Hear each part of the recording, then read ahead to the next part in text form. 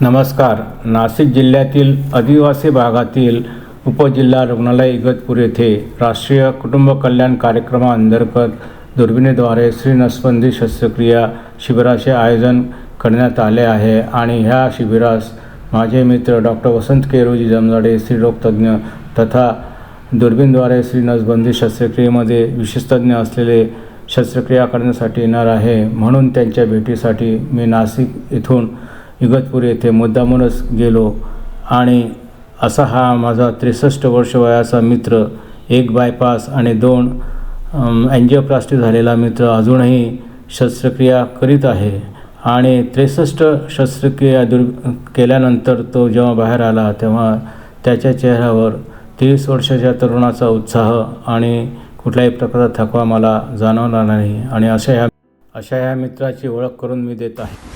चल काहीतरी बोलात. आज आमचे मित्र डॉक्टर वसंत केरोजी जमजाडे, बरेच दिवस झाले त्यांच्या भेटीला मी आले नव्हतो. आज खास त्यांच्याकडे आलो आणि त्यांची क्लिनिकला भेट दिली. अतिशय बरं वाटले. त्यांचा आता डॉक्टर अजून जिवंत आहे आणि माणूस जिवंत आहे ह्याचं हे जिवंत प्रतीक आहे असं मला वाटतं. डॉक्टर जमजाडे यांनी काहीतरी 2 शब्द बोलावेत असे मला सूचित करावंसे वाटते. नमस्कार सर्वांना, नवीन वर्षाच्या हार्दिक शुभेच्छा. प्रत्येकजण नवीन वर्षामध्ये काहीतरी संकल्प घेऊन नवीन वर्षामध्ये आपल्याला काही नवीन करता येते का यासाठी नवीन वर्षात पदार्पण करतो. तसेच आपण देखील सर्वजण पदार्पण करून आपल्या संकल्पाच्यासाठी, आपल्या ध्येयाच्यासाठी मार्गक्रमण करत आहोत. माझे परम मित्र बंधू डॉक्टर सुनील, गेली अनेक वर्ष आम्ही दोघंजण बरोबर आहोत. वैद्यकीय महाविद्यालयामध्ये आमची भेट झाली. भेटीचं रूपांतर आमच्या मैत्रीमध्ये झालं आणि ती मैत्री गेली आमची 40-45 वर्ष अबाधित आहे.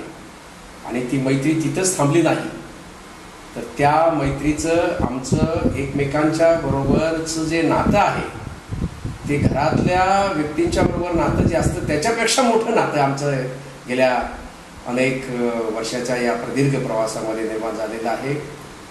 मला असं वाटतं की अशाच प्रकारचे नातेसंबंध आपली सर्वांच्या बरोबर असली पाहिजे.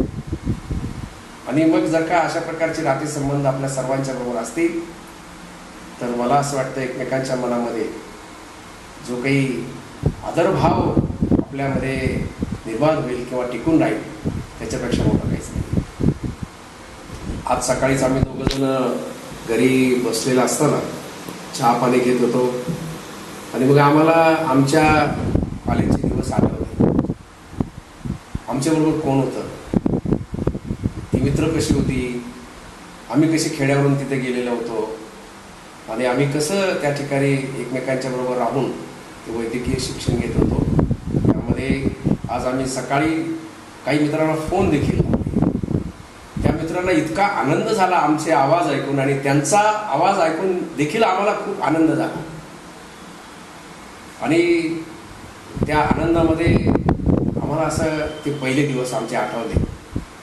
त्यांनी आवर्जून आमची चौकशी केली, आम्ही देखील त्यांची आवर्जून चौकशी केली.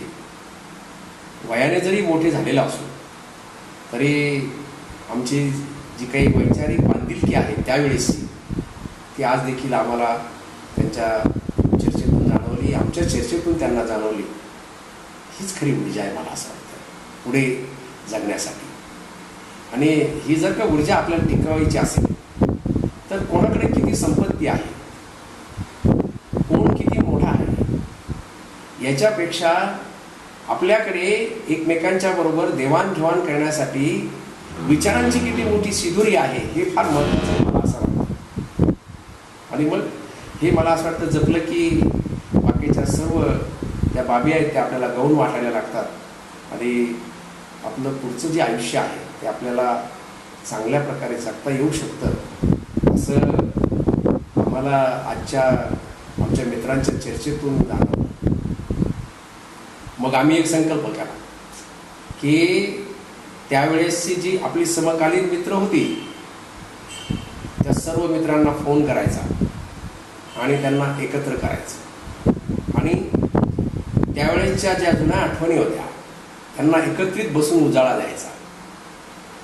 एक डब्यामध्ये सगळे सगळे कसे जेवायचे, तुटून कसे पडायचे, कोणी कसा कोणाचा डबा उचलून न्यायचे, कोणाकडे पैसे नसेल तर कोणी कोणाच्या खिशात कसे हात घालायचे, ह्या सगळ्या ज्या गोष्टी आहेत की नाही, या सगळ्या गोष्टींचा पुन्हा उहापोह करूया, पुन्हा चर्चा करूया.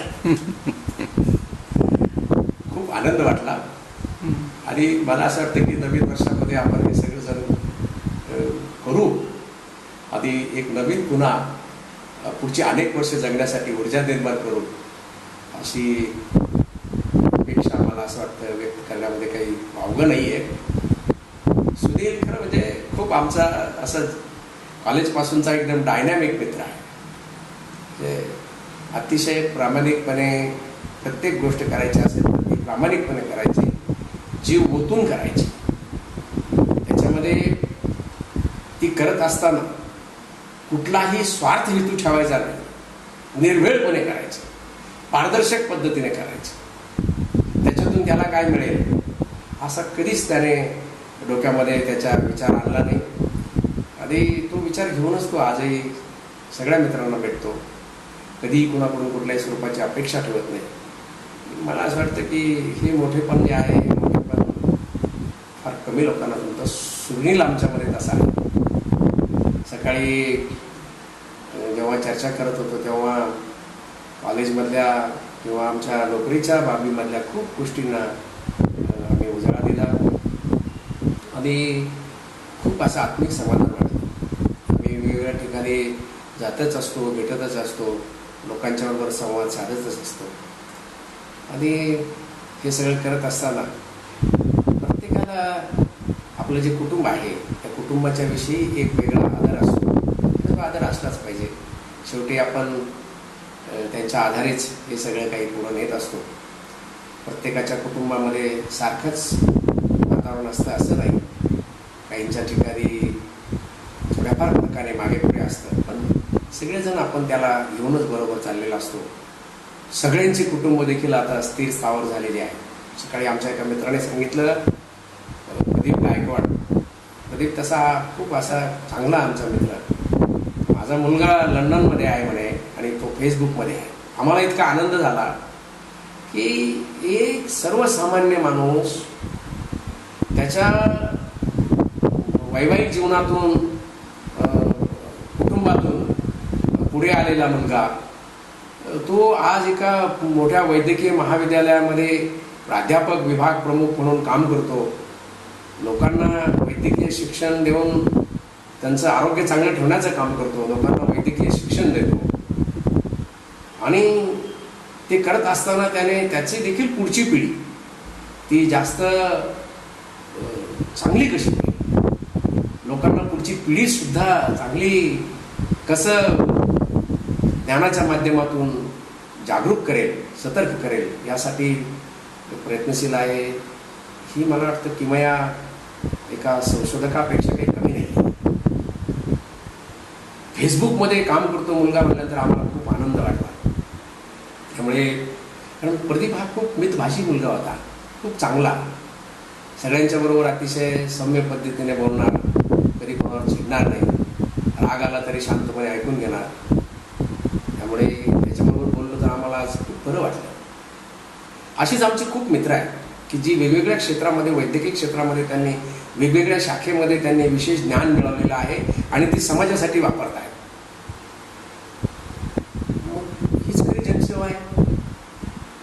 आणि लोक जनसेवेच्या नावाने जो डांगोरा पेटवतात किंवा जनसेवा करत असताना मी असं केलं, मी तसं केलं, मी हे केलं, मी ते केलं, माझ्याजवळ हे आहे, माझ्याजवळ ते आहे, हे म्हणण्यामध्ये मोठेपण नाही आहे.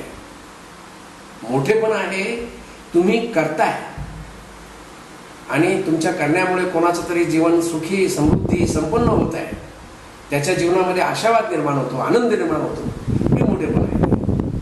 अशी मोठेपण निर्माण करणारी आमची मित्रमंडळी देखील आमच्याबरोबर आहेत.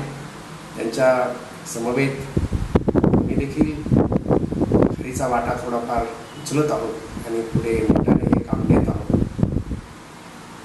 सर्व मित्र जे आहेत आपली ती नव्या वर्षामध्ये निश्चित पुन्हा एकदा एकत्र येतील अशी अपेक्षा व्यक्त करतो. पुन्हा एकदा आपल्या सर्वांना नवीन वर्षाच्या हार्दिक शुभेच्छा देतो. धन्यवाद. धन्यवाद.